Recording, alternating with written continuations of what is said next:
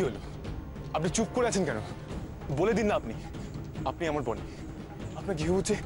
আপনার জন্য অপেক্ষা করছে। সে এক্ষুনি আসবে। আমি এসে গেছি মাস্টারনি।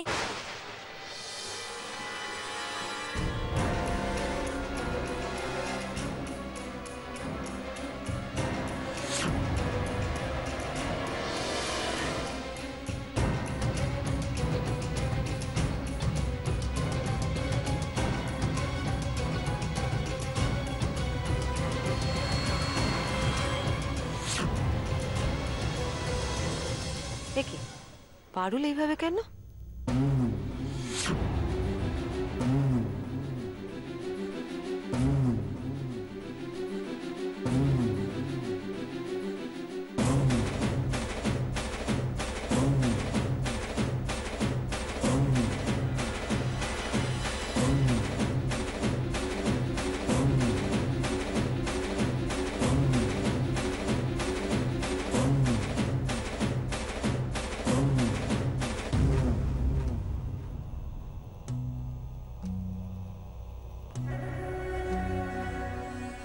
আরে ওকে আগের পার্টিতে যা দেখেছি তার চেয়ে তো খারাপ লাগছে।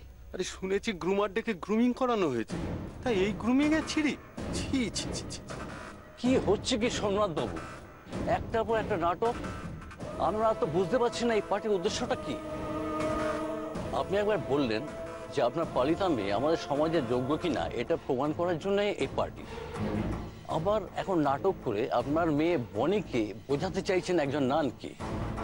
এদিকে দেখছি একজন নান আপনার মেয়ে পারুলকে সবার সামনে গুম করে আনলো। এই কি গুমিং এর নমুনা? ছি ছি। কে কি বলছে আমি শুনতে চাই না। আপনি শুধু আপনার কথা বলুন। বলে দিন না সবাইকে আপনি কে। কেন অন্য কথা ভাবছেন? অন্যের কথা ভাবার সময় নেই এখন। আপনি বলে দিন, আপনি বলে দিন আপনি কে। বলে দিন সবাইকে।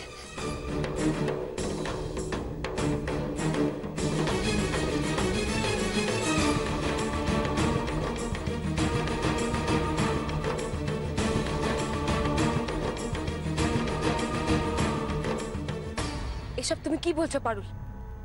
আমি তো নিজে তোমাকে পার্টিতে আসার জন্য তৈরি করে দিলাম, তাহলে তুমি পোশাকটা পাল্টালে কেন? আর এইভাবেই বা কেন এসছো পার্টিতে? তোমার কি হয়েছে পারুল? তোমাকে এত টায়ার্ড লাগছে কেন? কি হয়েছে তোমার? বলো, কি হয়েছে বলো। বলছি, সব বলছি মাস্টারনি। মেয়েটার শাড়ির কি অবস্থা? এভাবে কেউ পার্টিতে আসে? শুধু কি শাড়ি, হেয়ার স্টাইলটা দেখো, যেন ঝোড়ো কাক। তো খালি পায়ে চলে এসছে। আমি জানি পার্টিতে কি পড়তে হয় আর না হয়, কিন্তু কি করব বলুন? পোয়াতি মেয়ের কি হিল জুতো পরে হাঁটা উচিত?